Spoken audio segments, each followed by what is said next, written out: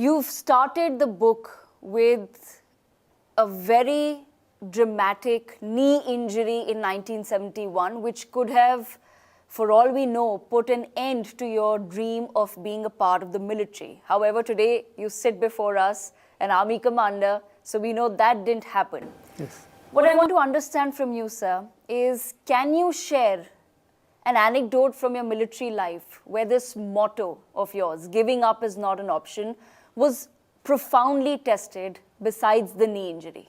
No, I think the beginning has to be from the knee injury itself. Okay.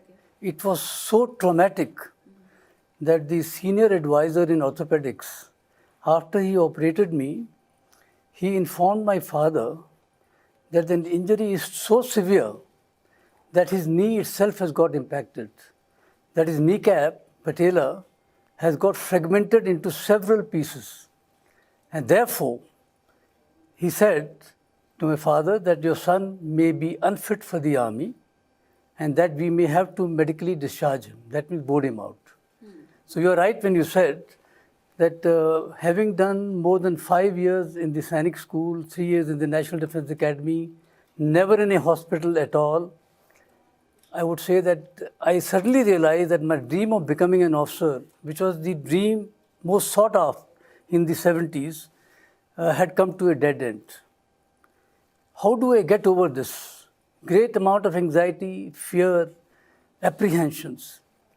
But once my cast was opened, I suddenly realized that yes, they are surmountable. Mind has to accept this particular challenge. And once my mind accepted this challenge, I realized that I think I will not give up. And that was the start point of ensuring. Now you're asking me what are the other areas where actually I've had this kind. I would say one of the most challenging assignment that I have done, although I have commanded my regiment for some time in Rajouri. On promotion, I commanded an infantry brigade on the line of control between Uri and Gulmarg sector, opposite the Haji Pir Pass. On promotion, I went on to command the mountain division in Kargil, and again on promotion, I went to command the corps in Leh Ladakh, Siachen area.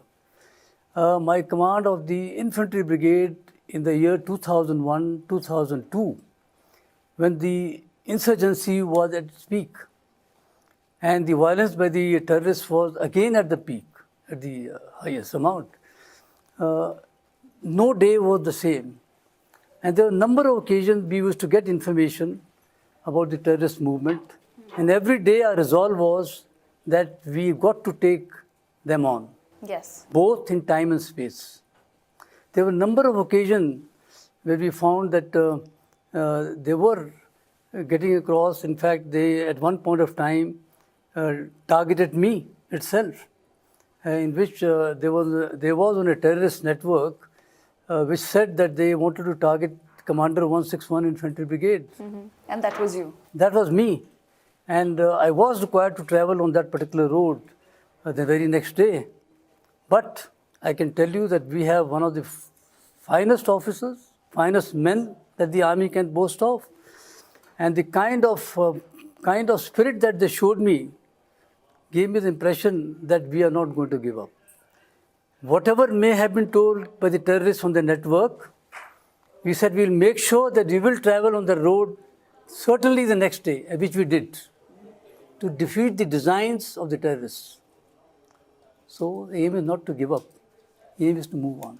General Ahluwalia, what did that feel like? I'm sure there were so many such moments in your life as part of the military where in a way you met the thought of death. Yeah. How does one deal with that? You see, once you're convinced about a particular project or an operation, when I say this, that means we have done all the due diligence. We have taken care of all the aspects about ourselves, about the enemy. Then I think once we have made up our mind, then I think we have to go full hog to ensure that we don't give up, we reach our objective.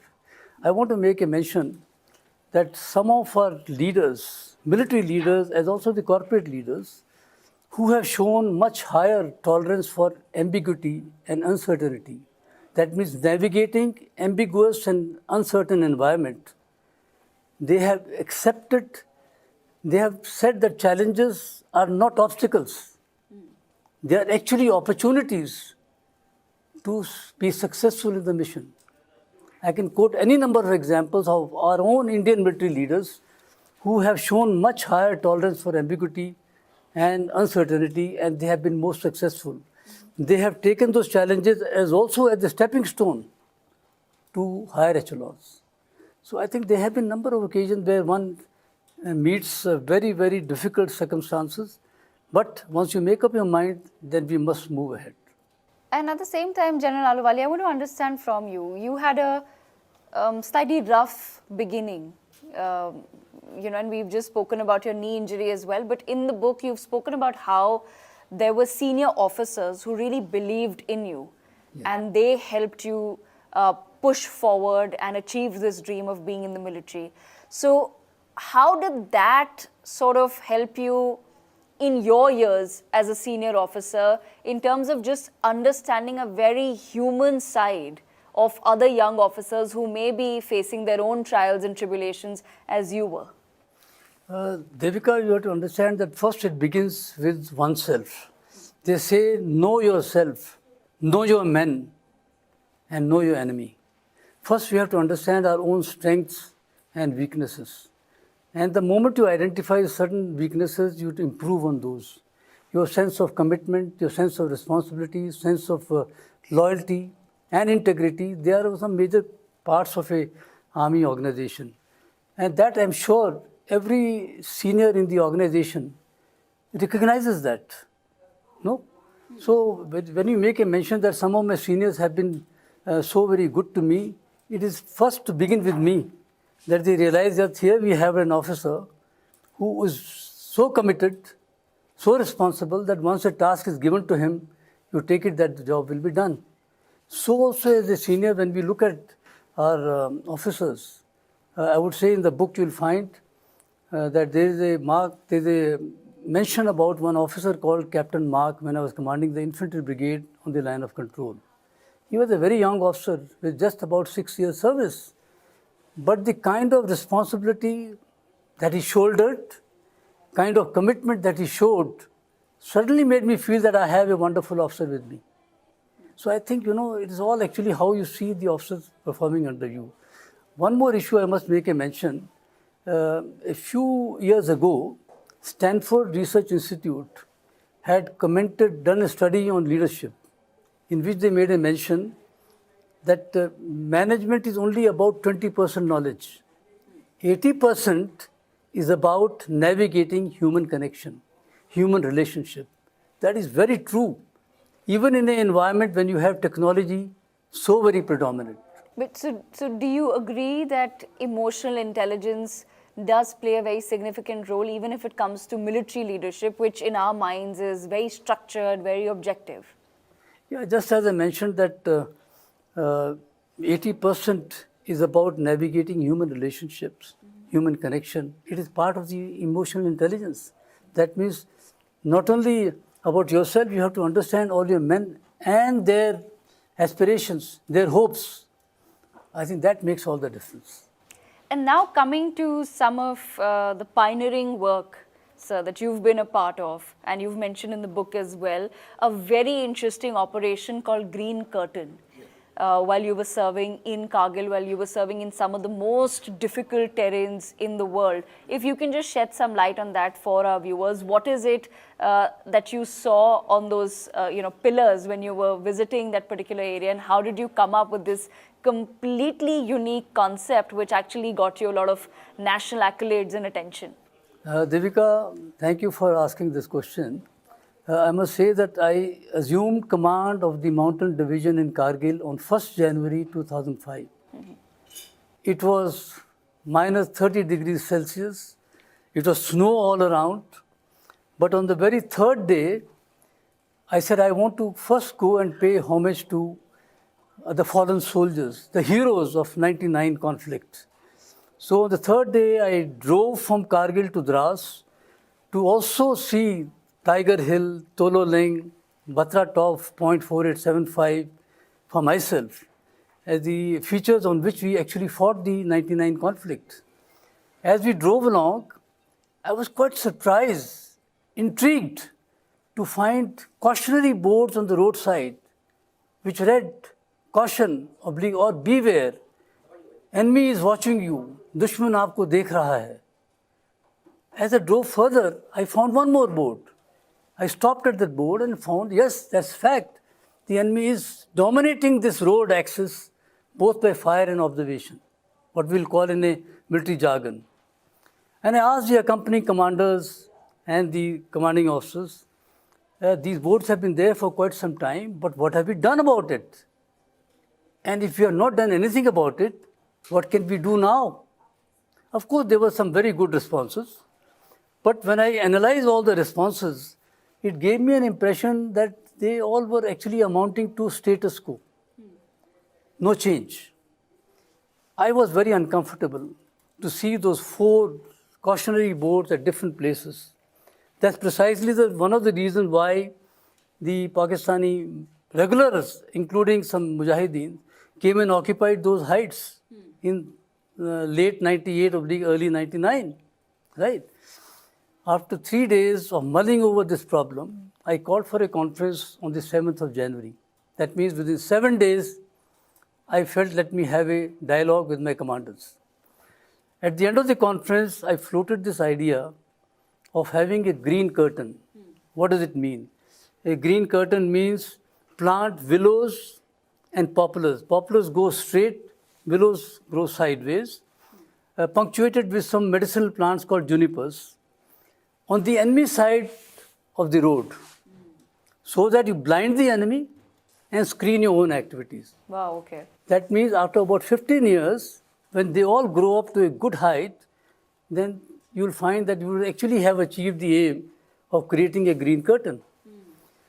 I floated the idea. It was certainly not acceptable as the human behavior is. They were right in one way. They said that it's a cold, arid desert. Nothing grows here. And it is not our job to plant trees. So I said, Charles Darwin, who said 2 centuries ago, it is not the strongest of species that survive, nor the most intelligent ones. It is the ones who are adaptable to change, unquote. Which actually means if you want to improve an organization, if you want to improve operational effectiveness, we actually have to change. And today, in the world which is changing at such a fast pace, my advice would be that we have to shed traditional and conventional mindset to be adaptable to change. But then I realized that there was one Captain Little Heart of the British Army of World War Vintage 1 and 2. He died in 1970. He said very famously in the book, The Indirect Approach, and I quote, "The only thing harder than getting a new idea into military mind is to get the old one out," unquote. So I was in the dilemma, what should we do? So I must say that, I had the courage to say, we will go ahead with the plantation when the snow melts, but we will make sure that no army person will be employed to plant the trees. We have sufficient funds given for separate purpose. Let us give employment to the local community of Kargil, and they will look after, they will create tree guard, they will create water channels, and they will plant the trees once the snow melts. My requirement is that only 20% survival is required and nothing more. The idea of green curtain was implanted and everyone accepted. We did that and planted trees by end of April. By August, we realized the survival rate was anything between 25% to 35%. Wow, okay. It was amazing. And based on the directions of the Army headquarters, we made a presentation, and you'll be surprised to know that in the year 2005, Army, the division from Kargil, was awarded the Green Governance Award for conservation of flora. Wow. Right? It is called the BNHS Green Governance Award. And I was specifically invited to Vigyan Bhavan to receive that award from the Honorable Prime Minister of the country on 10th November 2005. This was a concept called strategic, ecological, economic. All the three were there in this. And it is very strange that you conceive a project, you have resistance, you implement, it works, and you are rewarded, all within 10 months. Is that something that's still going on? Have you had a chance to look at where the project stands today? Because you said it would take, of course, many years. So if you're talking about 2005, we're now 20 years later. So is that flora and fauna still flourishing? Yeah, another question that you asked is a very important one, that what is the status of that particular green curtain now? Yes. Right? After about 2-3 years, the road was being widened. Ah, okay.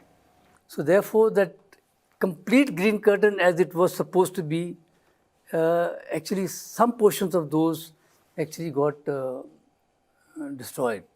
But at least the army today knows. The concept remains. Yes. The concept remains, and I'm sure the army continues to plant wherever it is feasible. So I think more important is the concept, Yes, which remains with the army. absolutely. Excellent. Similarly, sir, I want to understand you've served in extremely high altitude regions, Kargil, Leh, then of course the Uri sector as well. We'll come to your time looking at terrorism in India a little later. But as far as high altitude terrains are concerned, what were some of the biggest operational challenges that you faced and how did you overcome them? See, high altitude terrain has a great number of challenges. To a civilian, it may look like a very pristine and a good place to visit as a tourist. But when you look at the places where our troops are deployed, Yes. They are deployed anything between 10,000 feet to 20,000 feet and even beyond. As you keep going higher, as you're aware, it's not only, one is the weather conditions in terms of, it is actually speaking, Dras is considered to be the second coldest region of the world. Yes. Temperatures can drop as to minus 45 degrees Celsius. As you go higher, there are certain posts on which the troops go up in the month of October, they only come back much later. Wow. So my point is that there are a great amount of challenges from the point of view of reduced oxygen levels, which actually affects the lungs and what we call some of those which affect the troops, right? Isolation, psychological impact on the, therefore the leadership actually has the highest role in those very difficult, rugged, mountainous terrains at very high altitudes, where you know that once you're perched on a post, you can't even move out unless taken out by helicopter. Because any movement during those snow times has a great danger of avalanches. Yes. And the number of times it can happen that a avalanche gets triggered and people can get under them.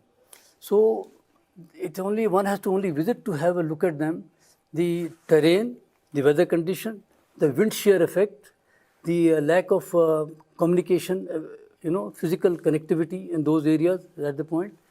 And then during operations, you got an enemy in front of you. There's an active line of control and there's a firing which keeps taking place.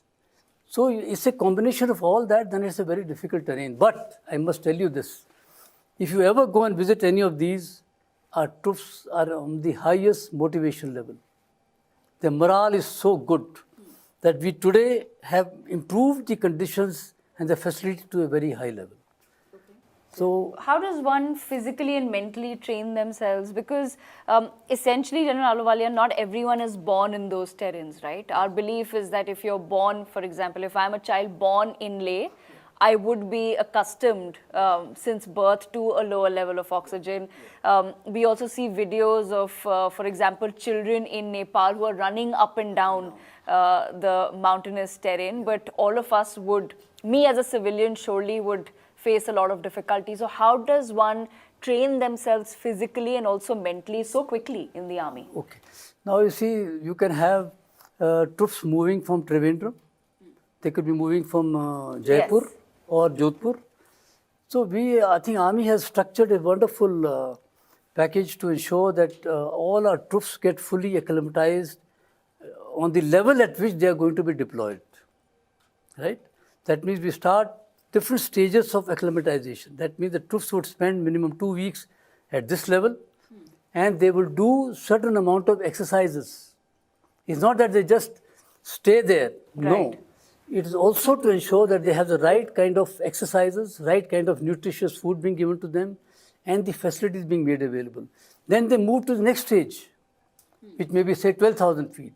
Again, they would actually stay there for whether 10 days or 12 days and acclimatize themselves so that the lung power starts developing. And once they are found to be fit, a medical examination is done, they move to the next stage. So actually speaking, it's not only physical portion that is taken care of, the mental, emotional, psychological, all these aspects are taken care of. And the leadership in this plays a very important role, right? And today, of course, one very good thing that has happened is that we have technology-enabled systems to enable our troops to speak home. Okay. That's one of the biggest motivation factor for everyone, that you are able to speak to your families very often. Okay. Yeah? So that's a very important portion. Absolutely. General Ahluwalia, now coming to your time in, say, terrorist-infested areas such as Uri, one of the most troublesome sectors that we've seen over the years. What do you feel has changed in terms of terror infestation today, sir, versus the time when you served? First part, we have to understand that right from the time when Pakistan had General Haq, who coined this phrase, "We'll bleed India with 1,000 cuts." Yes. Everything else may change, but that particular portion of the Pakistan's thought process has not changed. Okay, so one has seen this from 1989 onward for the last 35, 36 years, that Pakistan has continued to bleed India by 1,000 cuts. Only thing that there has been ups and downs in this activity, proxy war or low intensity conflict, but this has remained all throughout. If you're asking now, what is the situation now? Please have a look at the historical perspective. Let me just give you, 99 we had the Kargil, I'm just giving an example. 99 we had the Kargil conflict, when our Prime Minister had gone across in February on a bus diplomacy. At that point of time, they actually were moving into the Kargil heights. That means they can be so very deceitful, right? And then we had Kargil. 99 it happened. 2 years later, I'm only giving you very major incidents. Our parliament was attacked. A year later, attack on the Raghunathji temple in Jammu in 2002 twice, and the Akshardham in Gujarat was attacked. Our military garrison at Kaluchak on 10th of May 2002 was attacked. So the point is, we have to understand this has continued to remain for all these many years. It didn't stop there. You look at 2008, Mumbai, right? There have been attacks in the IT city. My thought process is that we are a sovereign, democratic, secular republic. Pakistan has tried to defeat the very idea of India. That means secular. Do you see what actually happened in Pahalgam? Yes. They tried to segregate based on religion. So secular, democratic, they attack the parliament of the country, the democracy of the country. They attack the financial hub of the country in Mumbai. Serial blasts. So I am of the view that you may have a little low for some time, but we have to remain fully prepared. General Ahluwalia, what does that mean today? I want to understand your thoughts a little bit on Operation Sindur as well. Of course, as it has been reiterated many times now, that we managed to hit precisely 9 targets within 23 minutes, and it was an unprecedented level of military efficiency which we got to witness as Indians as well, as civilians as well. But we do see that warfare is changing constantly. We don't necessarily today see war tanks going to borders to fight a war. We've seen that, for example, in the Israel-Hamas conflict, in the Israel-Iran conflict, be it the Russia-Ukraine conflict. How do we then have that marriage of conventional military versus non-conventional combat that is required today, sir? Actually speaking, you got two questions that you asked me. One is about Sindur. Yes. And second about the contemporary warfare. Yes. Do you want me to answer both? Yes, please. Okay. Let me say about Operation Sindur, let me give credit to our leadership that we had the strategic vision and we have taken the decision at the right time, right levels, that red lines were drawn. Zero tolerance on terrorism. Geographical boundaries or the depth up to which we can attack actually were all made very clear. So I must really compliment that we took that particular decision to define our red lines and that we will go to any extent to hit the terror hubs anywhere that may be, whether it's Pakistan occupied Jammu and Kashmir or any portion of Pakistan. That's the first part I would say. Second, in this particular Operation Sindur, political, economic, diplomatic, military, information and other instruments of the government, they all were on the same page. That we all acted together as a unified India to defeat the enemy's designs. That's another. Third, I must give a great amount of credit to the Indian Armed Forces. Yes. That we all acted together, whether Army, Air Force, Navy, as also the paramilitary forces which are deployed along the borders, whether the BSF and the others, that we again acted together. Now the point is, Ramayan's, I want to quote Ramayan today, and I quote, "Opportunity and timings are the greatest weapons of a warrior. Do not miss either," unquote. This is a quote from the Ramayana. Unfortunately, because of the Pahalgam incident, we had this to punish Pakistan. Timing is another very important portion. My personal view is that if you want to derive maximum benefit with lesser amount of effort, we need to look at two-pronged strategy. One, it should be an immediate retaliation, not to give them a breather, to convey our message. And second, as Pakistan has been doing all along, to bleed India by 1,000 cuts, we need to have a long-term strategy to defeat the designs that they continue to bleed us. So my view is these two should be considered, and this can only happen provided we carry out proper planning, preparation, and go ahead with it. Now you're coming to the second aspect of your question is about the contemporary warfare. Yes. Drawing from the experience of from the ongoing conflicts, Russia, Ukraine, Israel, Hamas, and the surrounding other neighboring countries of Israel, Iran, and also Operation Sindur. I would say that the contemporary warfare is just not kinetic engagement alone. It is non-kinetic, non-contact with irregular warfare. Also, there is a direct and indirect involvement of extra-regional powers, yes, which you have seen in the Middle East. Even in our case, they have been, during Operation Sindur, in those 15 days, there's a great amount of support being given by China and Turkey to Pakistan, right? So there is a great amount of involvement of the extra-regional powers, right? Now, what should we do?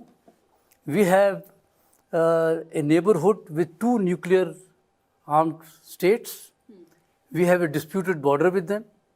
We have fought wars with both, with Pakistan as well as with China. Yes. We have had border skirmishes with them. We have been countering low-intensity conflict, right? So what should we do? Therefore, we have to draw a correct balance between how much modernization of the armed forces or the conventional capability that we need to develop, one. A credible strategic deterrence, two.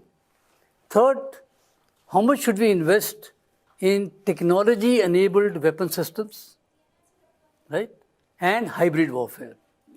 In my personal view, I feel that we need to certainly have a quantum jump and a distinctive edge over our adversaries in development of technology-enabled systems like loiter munitions, precision-guided munitions, drones, counter-drone measures, also beyond visual range missile systems.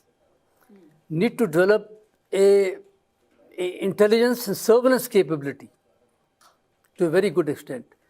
Also good navigation systems. In addition to this, since I have commanded the formations in Uri, in Kargil, in Leh Ladakh, right up to the Karakoram Pass, we already are doing, we need to develop our infrastructure to a much better capability, which means a larger defense budget to be given for us to develop our physical connectivity and digital connectivity. Right. So that we have a better transparency and situational awareness all around. But when we do all that, we need to ensure that we have weapon systems which are cyber resilient. Okay. Now, that is something that we have to now keep considering. I am sure that with these being put into place, we should be far more operationally effective. Okay. Lt General Ahluwalia, we've discussed some of our problems in the north, as far as Pakistan-backed terrorism is concerned, and also our border skirmishes with both Pakistan and China. But there is also another pertinent issue that has been raised by our Home Minister over and over again, which is the problem of Nationalism in India. And there's a promise that has been made that by March of 2026, India will be Nationalism free. You've served in Naxal-infested, Maoist-infested areas as well. So I want to understand from your perspective, sir, firstly, what will it take to achieve that goal or that promise? I understand that it's always good to set deadlines because at least then it gives the motivation that is required to perhaps carry out the strikes that will be needed in those areas. But also, how realistic, in your perspective, is it for us to say that by 2026, we will be Naxalism free? Actually, I think I agree with you that we need to lay down timelines to try and achieve an objective. At the same time, we have to understand what are the real problems existing in those areas. You see, while I was the Army Commander, Central Command, in 2010, 11, 12, the period 2009, 10, 11 were perhaps the bloodiest years of Naxal violence. There were so many losses. Over the years, we have taken good measures to improve the governance system. Right? Therefore, the point over there is governance system to meet the aspirations of the people. Second is about the security environment, to put that together. I am of the view that we actually have a lot of work to do in these areas which are actually affected by Naxal violence. We have to actually bring up these areas to a very large level. Frankly, we need to compare the Human Development Index prevailing in those areas of Bastar, of large number of areas of Jharkhand, some areas of Odisha, some areas of Telangana adjoining, some areas of eastern Maharashtra, Gadchiroli, Gondia, those areas. Because there is a huge gap between the states which are leading in Human Development Index. And here is the case in our own country, in the heartland of the country, that there is a wide gap and they are very low. So unless we improve those, what is required to be improved? We need to improve the physical connectivity, digital connectivity, improve education facilities, improve health care, improve livelihood by way of employment, right? So all those also need to be addressed simultaneously. Only then would you find when economic activity is generated in those heartland and the people have adequate amount of survival needs, they have an adequate amount of jobs, people are getting good facilities for medical care, you will find that things will start improving. To comment on this, whether it can be done in the next 7, 8 or 10 months, it will be very difficult, I think, in my view. But yes, we must have a timeline. But my personal view is that a lot more work needs to be done at the grassroots level for the project to get implemented. But General Ahluwalia, is it possible to do that work at the grassroots level if the regions are still in the grip of Naxal leaders? Yeah, there was the, my point is, first of all, they all are our country people, our own people. At the moment, the violence levels are much, much lower. It is time to talk to them. Okay. I think, in my view, it's time to talk to them and also ensure that, look at their aspirations, assure them that what all can be done for them. I want to give you an example. While I was the army commander, we inducted the first infantry brigade into the Naxal affected areas. This was in the month of June, July 2011. Right? It was the first time that the army actually went over there, not for anti-Naxal operations, certainly not, because in 2011, army was fully engaged in Jammu and Kashmir, they engaged in northeast and all. We only went to carry out our jungle warfare training because those areas afford a good amount of jungle warfare training areas. And I must tell you that we made it quite clear that we are coming there primarily for our jungle warfare training. No Naxal rebels attacked any of our organizations. When we were camping over there, you will be surprised the number of patients who used to come to our medical center for treatment. Isn't that an indication? Yes. Isn't that an indication that we required to develop the health centers of that area? We were just about an infantry brigade, and so much amount of medical aid was sent across extra when we realized that the people were so much in need of it. I'm sure the government is already doing much to it, and hopefully with these few, just the very basic fundamental areas being looked into, things will certainly start improving. Absolutely. Lieutenant Ahluwalia, I'm running also, out of time. We need to improve, give a lot of focus on the culture, on the language, which they want to preserve. That must also be focused. Okay, interesting. And hopefully I'll have a longer conversation with you about Naxalism when we get a chance to meet next. But since I'm running out of time, I just want to end up a little bit, with the focus a little bit back on the book. There are several instances of human emotion and human relation that you've dwelled upon in this book. One would expect that that an army commander would write about extremely heavy topics, as we've just discussed, about Uri, about terrorism, about Kargil, Leh, China, Pakistan, Bangladesh. But you've managed to sort of bring a very human aspect to your book. So congratulations to you for that, because then it becomes a different kind of a read for people such as myself. But if you were to pick a few people from your time in the military in your life, who would you say have had the most impact on you and why? First of all, I want to say about the book, as you mentioned. The book is not all about national security, military strategy or tactics. It is a lot more about leadership, about resilience, about perseverance, about positive mindset, positive actions, exploring new areas, traveling and meeting people, empowering the youth of the country, as also navigating human relations. So I think that is, you would find a great amount in this book. Now, you were wanting to know the second aspect was? Of certain people, if you could perhaps pick one or two people. I would like to say that I have had the advantage of serving under some very illustrious, legendary, iconic leaders from the military. I have served with General S. Sunith Francis Rodericks when he was the Chief of the Army Staff.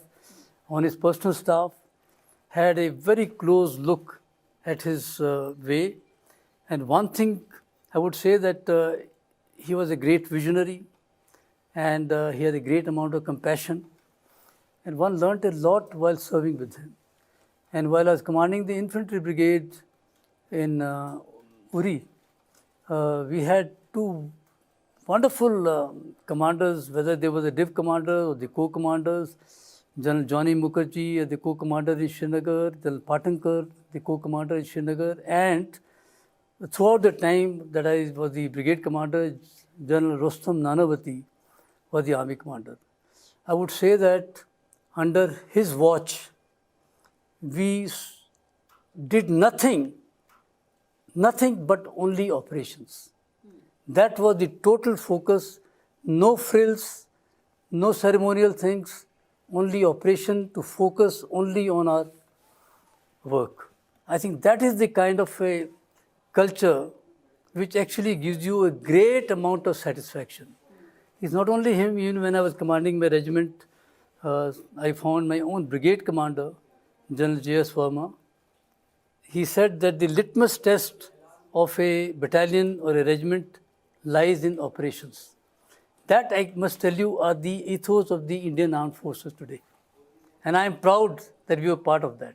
Absolutely, sir. Thank you so much, General Ahluwalia, for taking out the time to speak to NewsX. And viewers, General's Odyssey, Giving Up Is Not an Option, is now available in bookstores near you. It's also available online. So many congratulations to you, sir, once again, for putting together this memoir for people like me out there to get a glimpse into how military life can be so much more beyond just very heavy topics of national security, which is of course important, but to get a slightly different glimpse into your life as an army commander. Thank you so very for much. your service to the nation. Thank you, Devika.